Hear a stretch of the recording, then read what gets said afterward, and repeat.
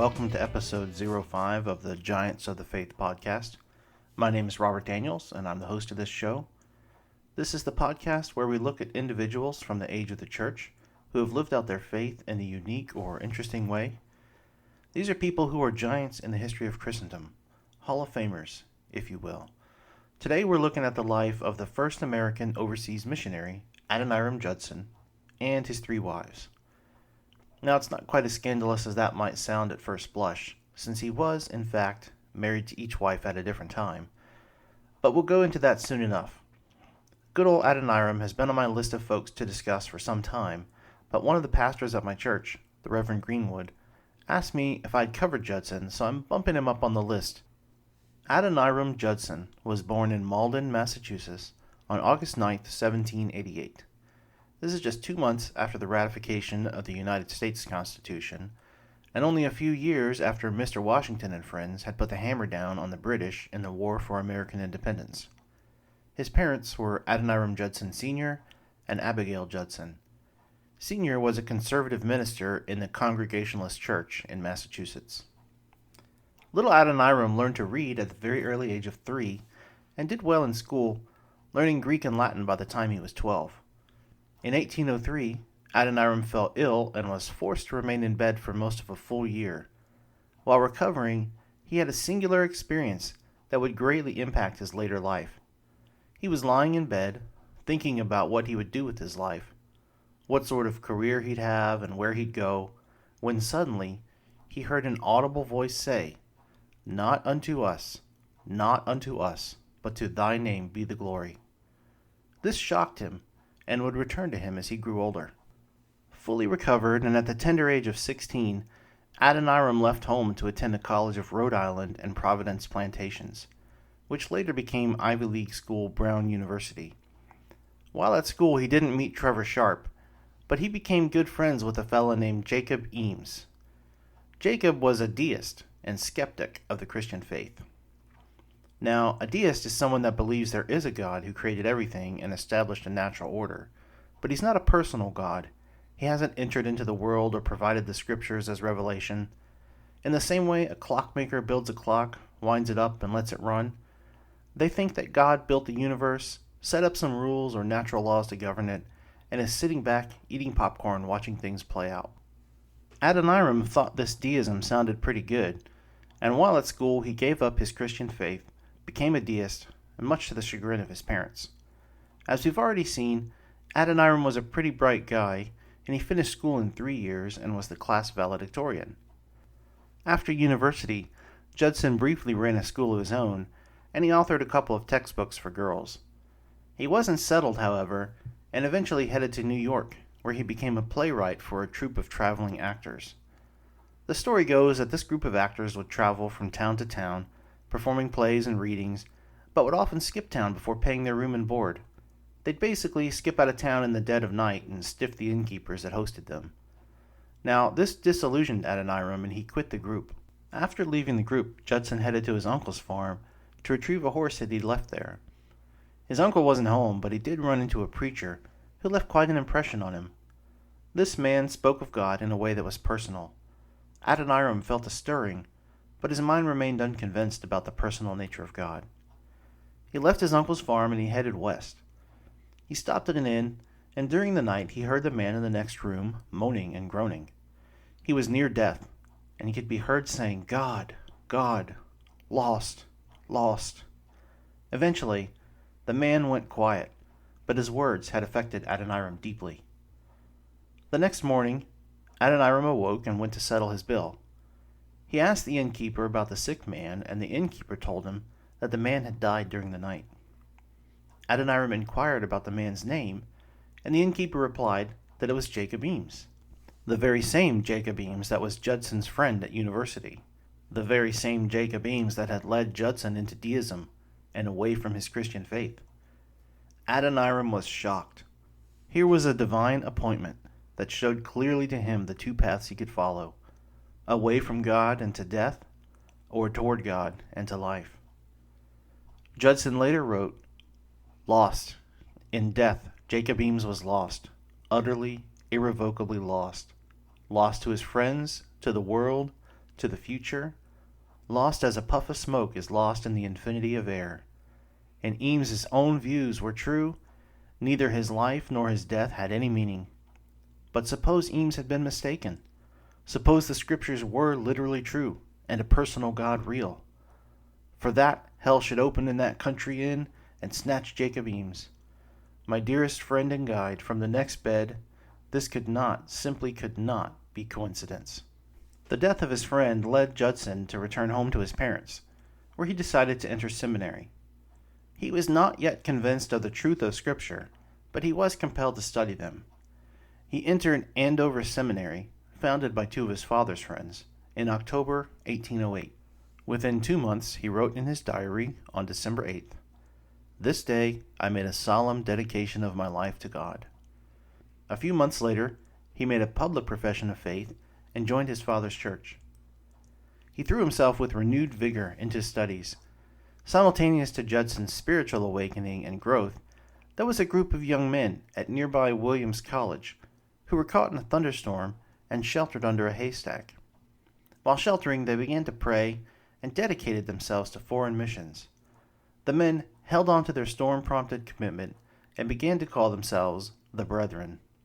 While at Andover, Adoniram met some of these men and quickly became a part of their group. This exposure to the Brethren and their ideas would eventually change his life. Judson had come across two works that fired his imagination. First, a book on life in Burma called An Account of an Embassy to the Kingdom of Ava by Lieutenant Colonel Michael Symes, an Irish soldier and diplomat. The other was a sermon titled The Star of the East by Reverend Claudius Buchanan, a Scottish missionary to India. These works, and his friendship with the Brethren, convinced him that he was to be a missionary to Asia and would leave his home in the United States to go preach and teach God's Word to those that had never heard the gospel. Judson and other members of the Brethren approached the Congregationalist Church in Bradford, Massachusetts, hoping to gain their support for foreign missions. The church heartily agreed and formed their first foreign missions board. They advised the young men to wait for Providence to provide an opening for them before settling on a mission field. While in Bradford, Adoniram met the first of his multiple wives, Anne Hasseltine. Anne was a 20-year-old schoolteacher whom Adoniram fell in love with. He began to write her letters, and only a month after meeting her, he asked for permission to become her suitor. Anne was slow to answer, and when she finally did, she sort of punted the question, saying he'd have to check with her parents. As I'm sure you can tell by now, Adoniram was a man of decisive action. He took this response, and he wrote directly to Anne's father, John Hasseltine. I'm going to read the unusually straightforward note that Adoniram sent, and while I do, think about how you would receive a note like this concerning your young daughter that you just finished raising to a young woman. I'm not sure how I'd react, but Adoniram sure had some spunk. His letter follows. I have now to ask whether you can consent to part with your daughter early next spring, to see her no more in this world, whether you can consent to her departure and her subjection to the hardships and sufferings of missionary life, whether you can consent to her exposure to the dangers of the ocean, to the fatal influence of the southern climate of India, to every kind of want and distress, to degradation, insult, persecution, and perhaps a violent death. Can you consent to all of this for the sake of him who left his heavenly home and died for her and for you, for the sake of perishing immortal souls, for the sake of Zion and the glory of God?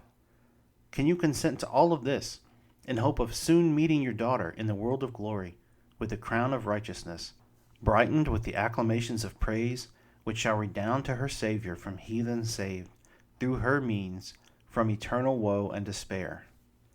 So he's basically telling Anne's parents that he wants to marry her, she's going to be miserable, she's going to suffer, eventually she's going to die, and they'll never see her again until they all enter glory.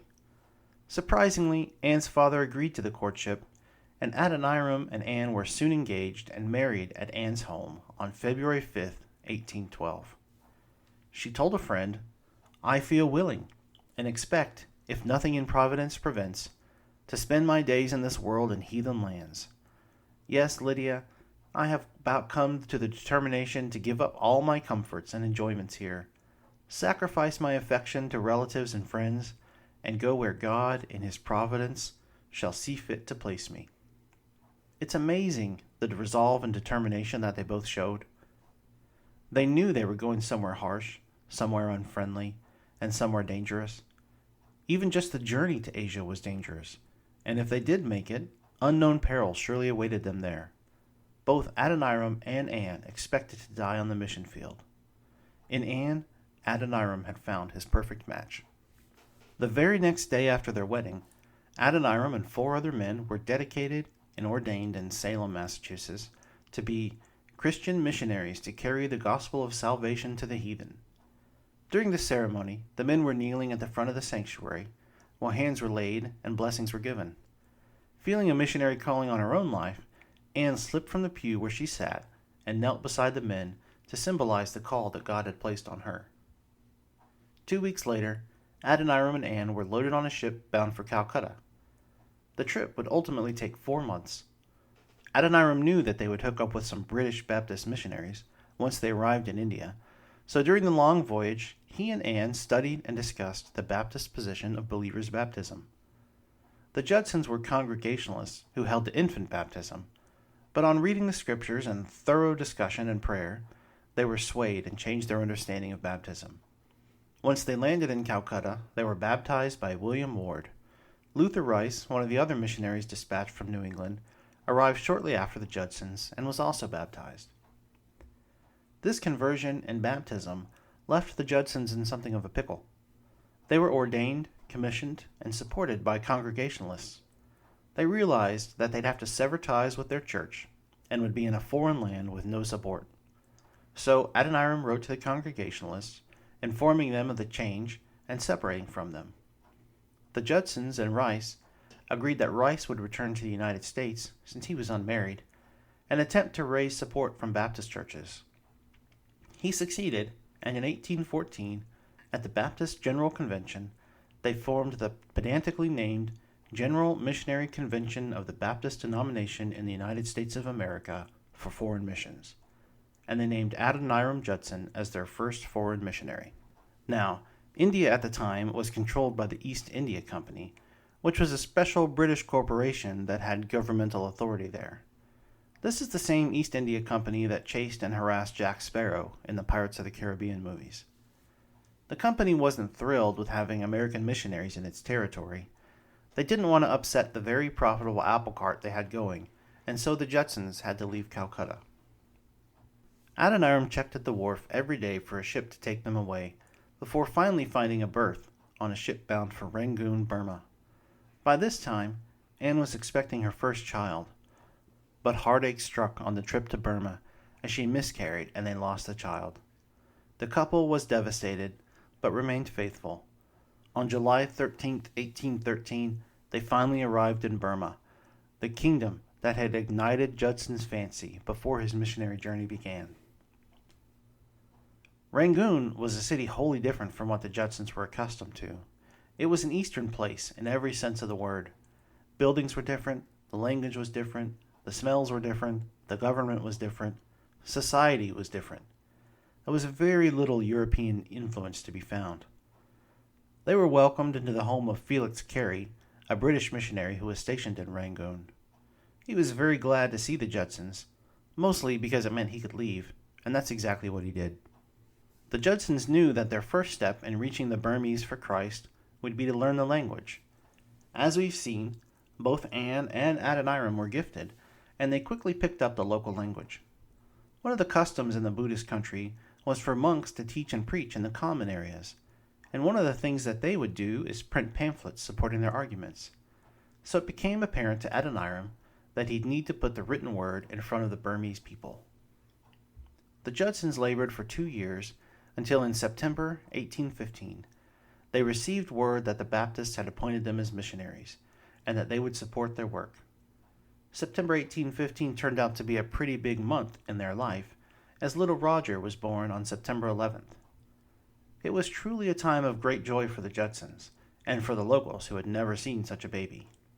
Unfortunately, Roger only lived 7 months. The family was crushed with the loss of their second child, but they continued on in their work. In 1816, Adoniram wrote his first tract, A View of the Christian Religion, for consumption by the locals. Adoniram then began the work of translating the Bible to Burmese, starting with the Book of Matthew. Anne set up a school where she taught boys and girls. Insightfully, Anne starts dressing like a native. It's pretty clear that she was interested in reaching the folks where they were.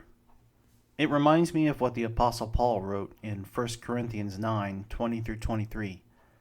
To the Jews I became like a Jew to win Jews. To those under the law, like one under the law, though I myself am not under the law, to win those under the law. To those who are without the law, like one without the law, though I am not without God's law, but under the law of Christ, to win those without the law. To the weak I became weak, in order to win the weak. I have become all things to all people, so that I may by every possible means save some. Now I do all of this because of the gospel, so that I may share in the blessings. By 1817, Adoniram has completed his translation of Matthew, the first ever book of the Bible translated into Burmese. He immediately began working on a Burmese dictionary. He fully understood that language was the key to reaching people who had no exposure to Christian thought, beliefs, and practices. To this end, he wrote a treatise about Burmese grammar and language in an effort to help his own and future written missionary efforts. Their next step was to try to further embed themselves into Burmese society. Almost every Burmese town had a building called a zayat, which was basically a way station where travelers could seek and find shelter during their journeys. Buddhist monks would often set up shop in these zayats and teach these travelers. Adoniram decided to imitate this and build a Christian zayat where he would spread the gospel. April 25, 1819, he commenced his zayat ministry. This was a great success for Adoniram because in June of that same year, he had his first convert as he baptized Mung Nao. 6 years after first arriving in the country, they had the very first local Christian, and they were stoked. Later that same year, Adoniram began a journey to meet with the king of Burma, who lived in another city, Ava, where he hoped to petition for religious freedom in the kingdom. He left his mission in December and appeared before the king in January 1820. The king, who largely kept his kingdom closed off to outsiders, rejected Adoniram's request, and he was forced to flee. He returned to Rangoon and continued his mission. By July 1820, they had their 10th local convert and baptism. The Judsons continued their work, but Anne became very sick. She was always sickly ever since that first miscarriage, but Adoniram was so concerned at this point that he sent her to Calcutta so she could be seen by Western doctors there. They suggested she return to the United States for a period of rest and recuperation, which she did. She was gone for 2 years, but when she finally returned, she was healthy. In 1824, war broke out between England, through the East India Company, and Burma. As a result, Adoniram and other Westerners were imprisoned on suspicion of espionage. This imprisonment was horrible. Adoniram and the others were shackled to wooden bars, which were nightly lifted above their heads. This forced them to sleep suspended in air, with only their head and shoulders resting on the ground. It was a miserable place. Anne was not imprisoned, however, so she was able to surreptitiously visit and bring food to Adoniram. She pleaded for better food and water for Adoniram, meeting with anyone and everyone she could. She even bribed officials to provide clean water for him. Adoniram and Anne were worried that eventually the works that they had written and translated would be taken and lost, so they came up with a plan for Anne to stuff them inside a pillow, which she convinced a prison guard to give to Adoniram. During this time, she learned that she was pregnant again, but she feared to tell Adoniram. Eventually, she was forced to tell him, and a few months later, baby Maria Elizabeth Butterworth Judson was born. It was a sticky situation, but Anne continued visiting and feeding Adoniram every day. She just brought Maria along. One day, however, she arrived to find that the prison was empty. All of the prisoners had been moved to another prison. They'd had to leave all their clothing and possessions behind, including the pillow with the translations. They were constantly under the threat of death from the prison guards and worried that they were going to actually be burned alive inside this new prison. During this time, Anne became very sick and was unable to care for her little pancake. Adoniram was allowed to take the baby to a nearby village and find a villager to nurse her. Fortunately, he succeeded in finding someone, and Maria and Anne survived. The war between England and Burma was coming to a head. The British forced the King of Burma to the negotiating table, and it was realized that they needed an interpreter to act on behalf of the king. Adoniram was sent for, and he was finally released from prison in November 1825. He traveled to the capital, under guard, and acted as an interpreter. Eventually, a peace treaty was signed, and the Judsons were able to return to Rangoon. In another evidence of the work of Providence in their lives, one of the guards at the prison had taken Adoniram's pillow, the one that contained the translations, and had thrown it in the garbage heap because he found it to be too hard. He found it to be too hard because, unbeknownst to him, it was stuffed with the copies of Scripture. Well, the Judsons' former cook from Rangoon happened to be in Ava at the time, and saw the pillow and snatched it up to keep it as a remembrance of the missionaries. Once the Judsons returned to Rangoon, the cook found out and joyfully returned it to them. All of the months and years spent translating the Bible had been redeemed by a series of seeming coincidences. The British built a new city, Amherst, in Burma, and the Judsons moved there and built a home. Adoniram began work on translating the Old Testament into Burmese. While in Amherst, the local British government sought out Adoniram's help again to negotiate a new treaty with the King of Burma. Adoniram was reluctant to leave his translation work, but he was tempted away by the possibility of religious freedoms being included in the new treaty. Adoniram left Anne in Amherst and went with the British to work on the treaty. While he was gone, tragedy struck. Anne contracted spiral meningitis and died on October 24, 1826. Adoniram was devastated. Unfortunately for Adoniram, his suffering didn't end there. A scant 6 months later, his little pancake, his daughter Maria, died on April 24, 1827. And only 3 months after that, Adoniram learned of the expiration of his father, who had died the previous November. During this time of grief and mourning, he and another missionary couple, George and Sarah Boardman, opened a mission in the town of Moulmein, and actually opened the first church in Burma there. The missionaries began making converts out of the Karens, a group of people who worshipped animal gods. But Adoniram was crushed. He was depressed, he felt alone, and he was almost without hope. He closed up his affairs, sold all of his property, and built a small house in the jungle that he called the Hermitage, and he retired there for 4 years. He mostly left the missionary work to others who had come through the years, though he did continue writing and his translation work. When Judson was finally ready to return to mission work and resume his work in earnest, he learned that George Boardman had died of tuberculosis. Sarah remained, however, and she was a great help to Adoniram and a comfort to him upon his return to society. The two were married in April 1834, so that's wife number 2. Sarah and Adoniram were happy for a decade.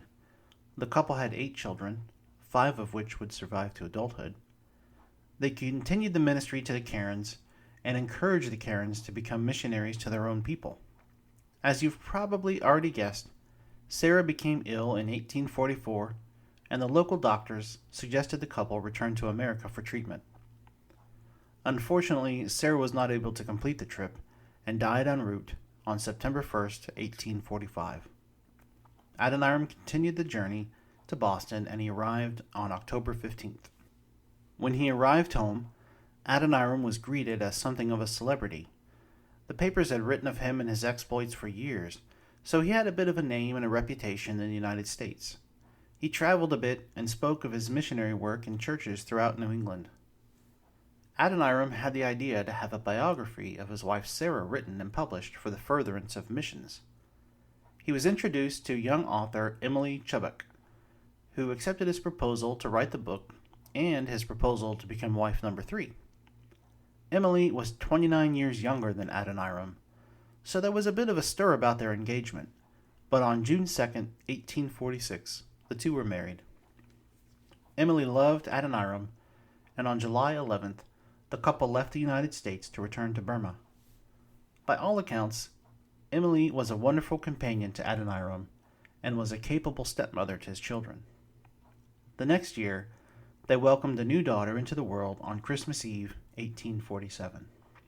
Adoniram continued his mission work of teaching, preaching, and converting until 1849, when after long years in the mission field, he became quite ill. Rather than returning to the West, the local doctors prescribed a sea voyage for him. They believed that sea air would be good for his constitution. Adoniram was reluctant to leave as Emily was pregnant at the time with their second child, but eventually he submitted. Unfortunately, the sea air didn't do him much good. He did not recover from his illness, and he died at sea on April 12, 1850. The child was born a few days later, but did not survive and died on the same day it was born. Emily returned to the United States, but she died a few short years later in 1854. Adonriam Judson and his wives had literally given their lives for the souls of the Burmese people. They had poured out their lives for Christ. Today, there are over 3 million Christians in Myanmar, the modern name for Burma, and Christianity is the second most popular religion there. The Judsons are truly worthy of the title Giants of the Faith. Well, thank you for listening to this episode of Giants of the Faith. This is the longest episode yet, but I think Adoniram Judson is worthy of our time. I hope you've enjoyed it, but more than enjoyed it, I hope you were edified by the life and example of Adoniram Judson and his wives. I'm planning a special episode soon to discuss why it is important to study Christian history and what it can do for us, so stay tuned for that. If you have any comments or corrections, don't hesitate to send them along to podcast@giantsofthefaith.com. Until next time, God bless.